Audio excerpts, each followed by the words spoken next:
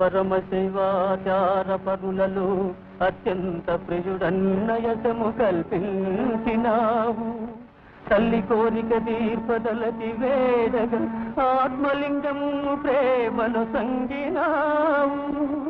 మునుకు వేరుడు దోచుకొనిన లంకాపురి విభవము మరల పిలిచినావు.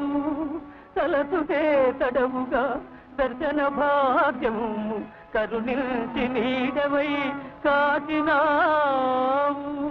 స్వామి భవదీయ దర్శనోత్సాహిన కుతుదరియ ఈ వేళ ఈ నిషేధములేల వైరమేలయ్య మరచిన నేరములను కరుణగనవయ్య కైలాసగిరి నివాస కరుణగనవయ్య కైలాసగిరి